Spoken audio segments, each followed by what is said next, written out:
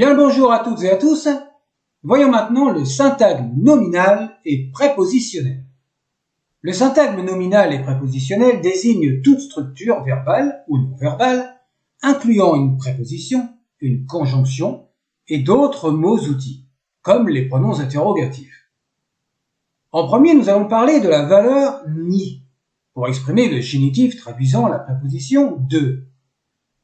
On écrit cette valeur simplement par n et net, à la différence du moyen égyptien, où l'on translittère ni, nit, niou et niout. Ces valeurs indiquent toutes les désinences, car, nous le rappelons, on en apprend davantage sur la grammaire égyptienne en commençant par celle du moyen égyptien. Pour les autres périodes, les indications dans la translittération deviennent superflues. On est censé les maîtriser au premier coup d'œil dans les syntaxes. Comme les autres périodes, il existe le génitif direct et indirect sans la préposition, et la translittération nette indique également un collectif. Les graphies sont au masculin singulier n, au féminin singulier net, et la variante netch, ou simplement n, rappelant la nouvelle valeur de la couronne rouge et l'évolution du t en tche, qui, elle, est connue depuis l'Ancien Empire, et le simple filet d'eau par abrégé. Au masculin pluriel nous et la variante, dont la deuxième rappelle celle de l'Ancien Empire, et au féminin pluriel net et la variante. Cette variante peut être translittérée nout ou niout. On peut aussi trouver simplement net, puisque le signe du vase W24 peut revêtir l'unilitaire N par simple acrophonie. Voyons quelques exemples. Remet, net, rassout. Le peuple des contrées étrangères. Rappelons que le terme remet est féminin, et il est parfois considéré comme un masculin. Eru en semata, le jour de l'enterrement. Ici, nous avons un génitif direct puisque la préposition est en ellipse. Semata signifie l'union à la terre. On ne translittère pas sema emta, le signe de la chouette est complémentaire au trilitère sema. D'ailleurs, cette translittération en semata existe dès l'Ancien Empire. Au pluriel, par exemple, seriou, nous, chenou. Les officiers de la résidence. Exemple avec un collectif, menfout, net, mecha, les soldats de l'armée. Les prépositions habituelles depuis l'Ancien Empire continuent naturellement jusqu'à la période gréco-romaine.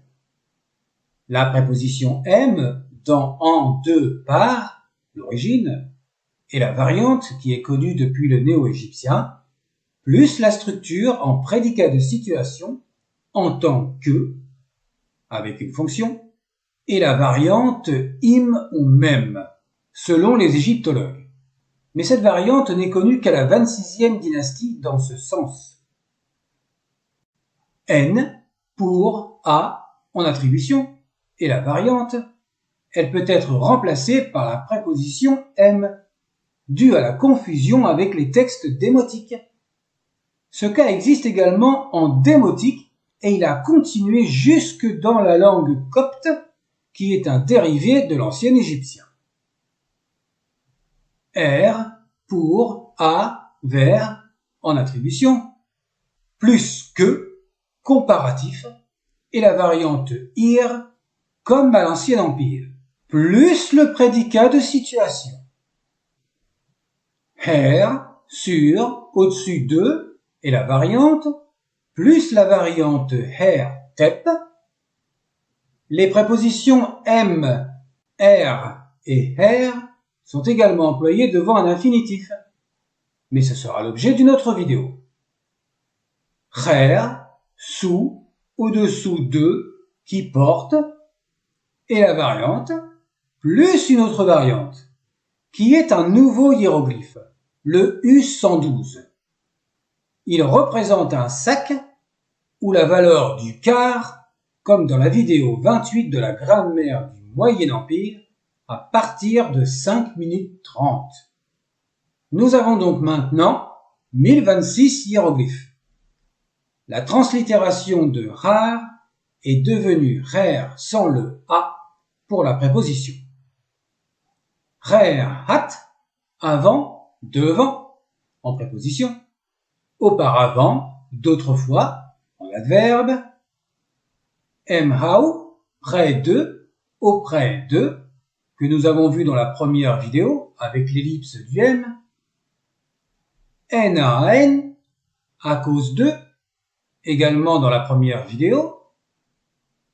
Refait, lorsque, quand, plus un substantif ou une forme verbale, que nous avons vu également dans la première vidéo et que l'on verra dans d'autres vidéos pour les structures verbales.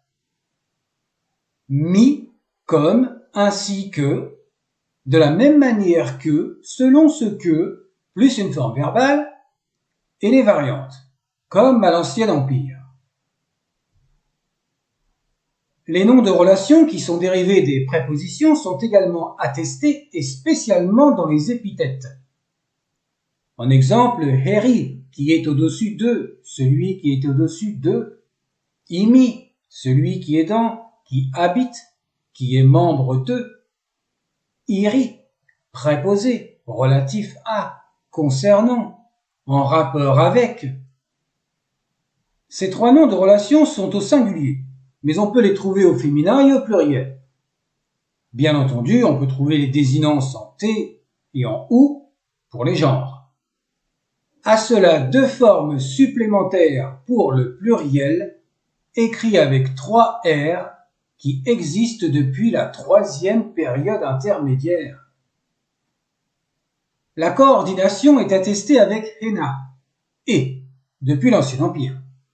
Également, elle peut être en ellipse par simple juxtaposition. Une variante s'écrit avec le V71, qui conserve la translittération Hena, et qui est attestée avant la 26e dynastie. Maintenant, nous avons 1027 hiéroglyphes. Il existe également l'abrégé Hen, sans le A, qui est rarement attesté et uniquement dans les textes royaux. Notez que la graphie abrégée est également attestée dans les textes des sarcophages du Moyen Empire et dès la 18e dynastie. La disjonction Ra-Pou ou alors ne semble pas être attestée de la 25e à la 28e dynastie. Du moins, jusqu'à ce jour, où nous vous présentons cette vidéo. Il reste encore énormément de textes de l'ancienne Égypte à traduire et à étudier. La disjonction existe en démotique, mais avec une autre lexie. Mais ceci est une autre histoire. La notion d'ipséité est attestée avec la forme Joseph, en personne, lui-même, et le pronom peut être en ellipse.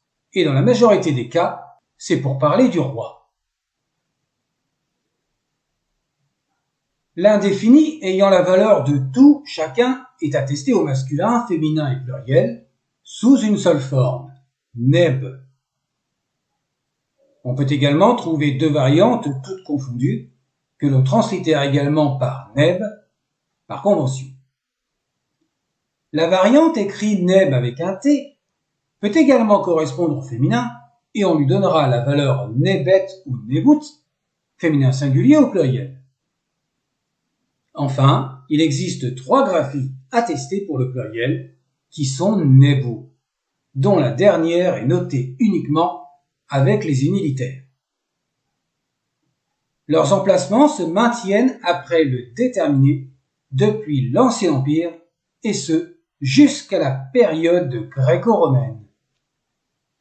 L'indéfini qui, autre, n'est pas attesté dans les textes de la 26e dynastie, mais il existe bien à la basse époque. Du moins pour la 26e dynastie jusqu'à aujourd'hui, en attendant l'étude d'autres textes, en ce qui concerne l'écriture hiéroglyphique, comme pour la disjonction Ra-Pou. L'intégralité est notée par l'expression Erger, qui est recensée depuis l'Ancien Empire, avec ou sans le pronom suffixe. Elle signifie entier, tout entier, l'ensemble. En exemple, Tashemaou Ergeres, toute la Haute-Égypte. Ou bien l'entièreté de la Haute-Égypte, et d'autres variantes bien sûr. Rappelons au passage que les localités sont considérées comme des féminins à la basse époque, comme nous l'avons expliqué à la fin de la vidéo 187. Et le signe M23 après le signe de la Terre, le N17, qui d'ordinaire possède la translittération sous, peut se translittérer Shemaou en raison du hiéroglyphe M26 qui est plus élaboré et plus conventionnel avant la basse époque, pour désigner la Haute-Égypte. Cette vidéo était encore longue et la prochaine le sera également, avec beaucoup de blabla. Sur ce, bonne continuation, portez-vous bien, la santé c'est important, et à la prochaine.